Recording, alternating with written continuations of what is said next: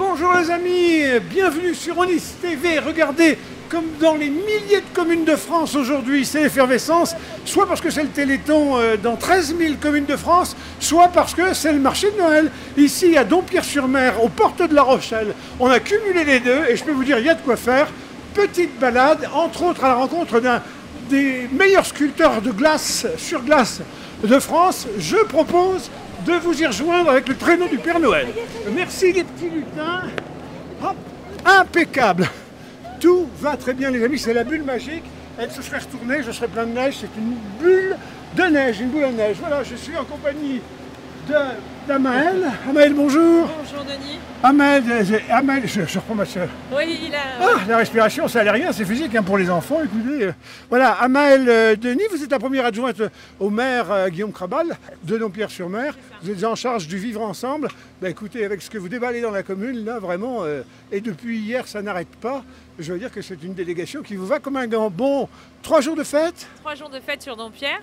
Donc, en effet, hein, que ce soit le Téléthon ou au niveau du marché de Noël, en tout cas, on se rend compte que Dompierre est une ville dynamique, heureuse, joyeuse, une ville où le vivre ensemble, c'est se retrouver, on va dire, au cœur de la place du village. Donc, c'est pour ça qu'on a choisi aussi ce site. Hein, c'est qu'en effet, on est près de l'hôtel de ville qui est pour nous la maison commune. Ouais. Donc, c'est important que les habitants se retrouvent autour de la maison commune dans un moment comme celui-ci, hein, un moment festif. Alors le Téléthon se déroule dans la salle des fêtes derrière, il y avait des repas, etc.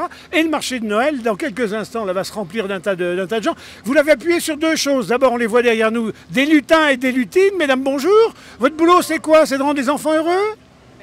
L'idée, c'est ça en fait, hein. Ouais. C'est d'avoir des yeux qui pétillent les étoiles qui pétillent dans les yeux des enfants. C'est la féerie de Noël. Un petit tour dans la bulle, ça pétille dans l'estomac, je peux vous dire. Et la deuxième chose sur laquelle vous avez appuyé ce rendez-vous, ce beau rendez-vous de votre marché de Noël, c'est l'artisanat. Parce qu'on peut faire des tas de marchés de Noël, faites de façon un peu sophistiquée à la sauvette avec des trucs en plastique. Ici, non, vous êtes appuyé sur l'artisanat français du 17 de Charente-Maritime. Et c'est essentiellement ici des artisans couleur maison. Locaux. En effet, ici, l'association J'aime l'artisanat français 17, une jeune association dompierroise, qui aussi mène comme action le marché du Made in France qui aura sa 3e édition en 2023. Ouais. Cette association, sur la base de ce qu'elle construisait autour de son marché du Made in France, nous a accompagnés dans ce projet en effet du marché de Noël local. Hein, ouais. Et il y a une signature, une véritable signature qui est essentiellement portée par Nathalie Battista, hein, qui est sa présidente. Alors, Nathalie, on va voir tout à l'heure parmi tous ceux que vous mettez en route là, pour que les gens soient respectueux de l'environnement et puis que toutes vos manifestations soient colorisées. Il y a un traîneau que vous avez récupéré et dont vous nous reparlerez tout à l'heure, dont vous avez fait un bel exemple. Exactement. Donc l'idée, c'est vraiment de partir sur du recycling et de revaloriser et redonner une seconde vie à la matière. Ouais. Et donc pour ça, on a fait appel à la matière donc, de Périgny, chez qui on a eu la chance d'avoir un bon timing, où on a récupéré au moment où un traîneau qui était en déperdition allait disparaître. Et vous lui avez redonné au bon moment et on lui a redonné une seconde vie. Toutes les valeurs du respect de l'environnement. Alors, il y a un artisan qui n'est pas comme les autres. Celui-ci, c'est même le clou de la manifestation. C'est pour ça que le rendez-vous s'appelle Dompierre rompt la glace. C'est le rendez-vous avec Cédric Aignan, qui est un jeune sculpteur de glace, de neige. Mais on n'est pas sculpteur sur la glace et sur la neige sans avoir été sculpteur d'abord de plein de choses. Il va nous dire dans quelques instants. Et il est membre de l'équipe de France de sculpture sur glace. Il a signé plein de réalisations. Il y a des rendez-vous sur Paris, des lieux qu'on transforme en lieux de glace dans lesquels il est régulièrement. Qui a eu l'idée ? Mme Battista, hein. Eh ben alors, vous l'avez trouvé comment lui? Sur des catalogues? Non, pas sur des catalogues du tout. C'est parce qu'en fait, le projet de marché de Noël, vraiment avec toute sa féerie, trottait dans la tête de l'association depuis un long moment. Et en fait, à force de creuser, de chercher, je me suis dit bingo, allez, sculpteur sur glace. On n'en a pas vraiment vu dans la région encore. Et j'ai eu la chance de tomber sur Cédric, qui est de la région aussi. Donc c'est chouette. Alors on a des sculpteurs sur pierre par contre, si vous allez du côté des carrières de Crasane, on a un lieu qui s'appelle les Lapidiales, où là les falaises des anciennes carrières sont ouvertes à tous les sculpteurs qui le souhaitent, ce qui fait que vous avez des fresques, des mosaïques, c'était étonnant. En attendant, c'est sur la glace, il s'appelle Cédric Aignan, il pourrait être à la montagne parce que c'est là-bas qu'il fait plus froid pour le moment, mais Dompierre s'est mis au diapason météo puisque on nous annonce de la neige fondue. Alors l'Alpe d'Huez, vous nous regardez, je le sais, nombreux, si vous regardez la côte atlantique, et ben voilà, en tout cas sur La Rochelle, neige fondue. Cédric, bonjour. Vous devriez être à l'Alpe d'Huez. Ben oui, je sais. Alors, qu'est-ce qui vous a... Vous dites, pour être sculpteur sur glace, il faut d'abord commencer par être sculpteur. Vous avez commencé tout petit? Non, j'ai commencé en montant mon entreprise de sculpteur. Ouais. Et je me suis installé à Saint-Savinien. Complètement autodidacte, Cédric, vous avez pas fait les beaux-arts, etc. Si Non, autodidacte. Autodidacte. Ouais, un peu de formation de modeleur maquettiste et c'est tout. Et la première chose que vous sculptez, c'est quoi? C'était un bout de bois? C'était une pierre? C'était quoi? Bon, comme tout le monde, hein, c'est le bout de gomme dans sa trousse, après de la pierre. Ouais. Ouais. Ouais. Alors la glace, on peut faire comme ça ici, un cube, vous allez le travailler, en surprise tout à l'heure, mais vous pouvez aussi rentrer dans les glaciers, rentrer dans des univers, dans des grottes. Vous faites des grottes de glace, on m'a dit. Ouais, on monte dans des glaciers à la Grave et aux Deux Alpes, sculptés directement à l'intérieur du glacier, puis des grottes de neige aussi, Alpe d'Huez, Vars. Alors, c'est un art plus qu'éphémère, hein, puisque quand il va faire chaud, ben, ça fond, ça disparaît, c'est comme si ça n'avait pas existé. C'est pas frustrant de se livrer pendant des heures comme ça à sortir des formes, à sortir une part de soi qui va fondre. Non, il n'y a pas de frustration. Le plaisir, c'est de sculpter. Ouais. Voilà, justement, ça fond, on recommence.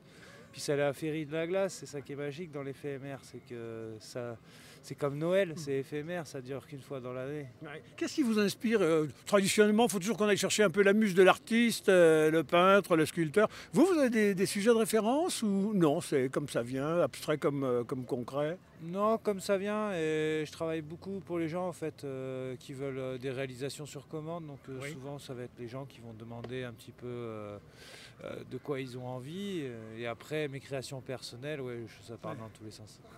Alors, ce que les gens ne savent pas, c'est que c'est extrêmement structuré cette pratique-là de l'art et de l'art sur glace, puisqu'il y a une équipe de France de sculpteurs. Il paraît que vous en êtes membre? Non. Non. Il y a des concours internationaux de sculpture sur glace et nationaux. Moi, ça m'arrive d'en faire un à Valloire de temps en temps. Mais non, je suis membre. Donc là, on rencontre des pointures, là, alors. Là, on rencontre des pointures, ouais, mais je fais partie d'aucun membre de l'équipe de France ou quoi que ce soit. Voilà.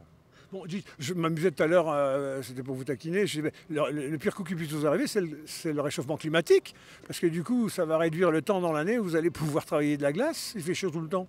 Ouais, alors la glace, on peut la travailler toute l'année. La chaleur, c'est pas un problème, et c'est de la glace hybride, c'est-à-dire que c'est de la glace fabriquée, donc quand il n'y aura plus de glace, on pourrait toujours la fabriquer, celle-là.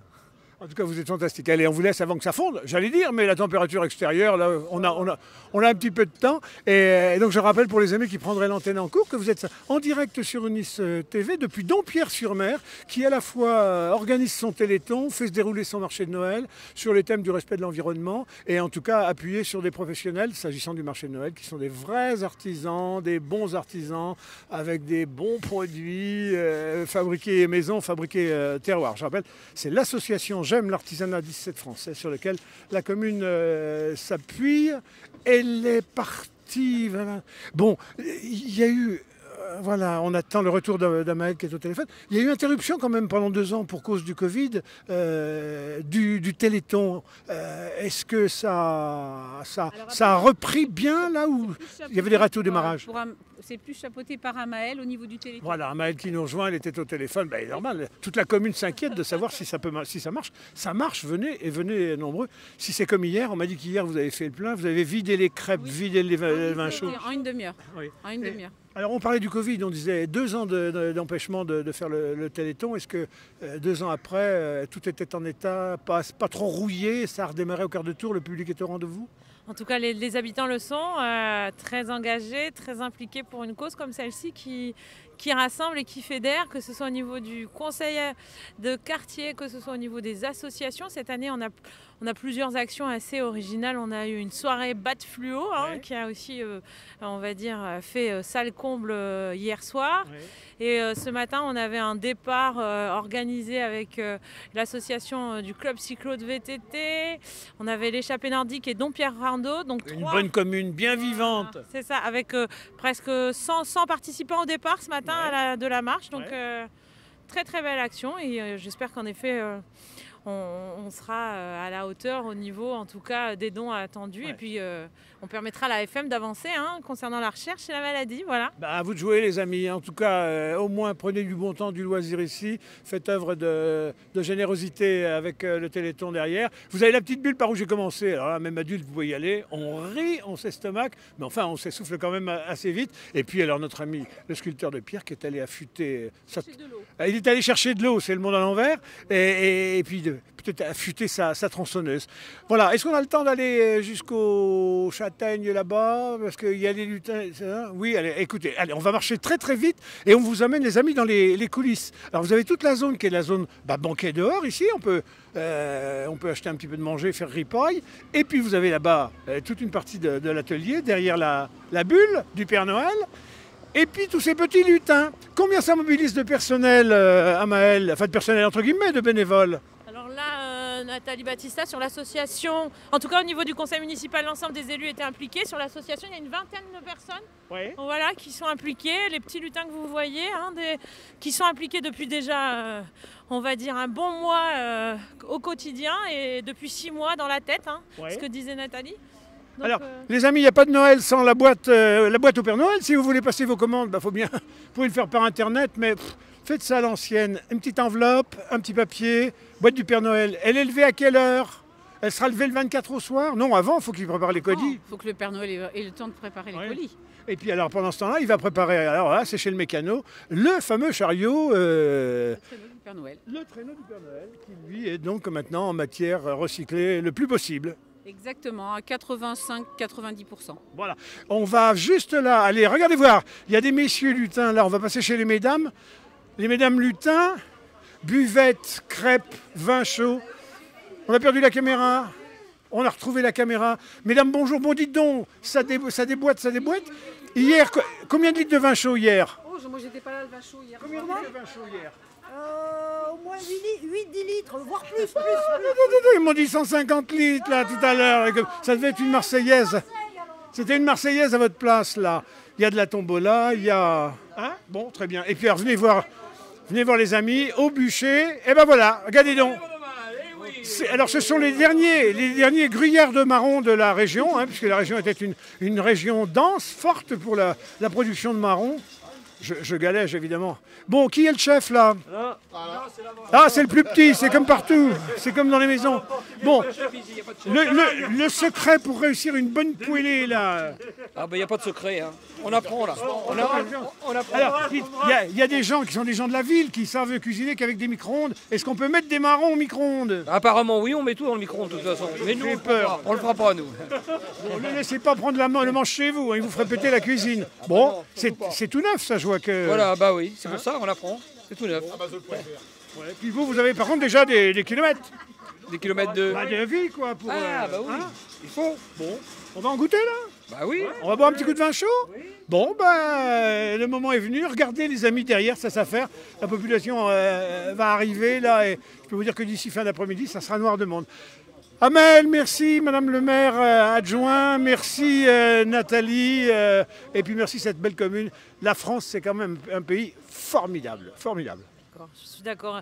Et en effet, on dira plutôt que l'envie d'être, après cet épisode-là de Covid qu'on a traversé, l'envie de se retrouver, de se rassembler, de faire plaisir et de se faire plaisir est au rendez-vous. Et à Dompierre, on fait en sorte que les gens puissent le faire. Voilà, que des belles personnes, de la gentillesse partout, pas de fiel, de l'amour, de l'humour. Et vous allez voir, immédiatement, ça va bien mieux. Et puis le choix de quelques antennes qui sont plus positives et bienveillantes que piaillardes et guerrières. Voilà, à bientôt. Merci à vous. À bientôt, au revoir.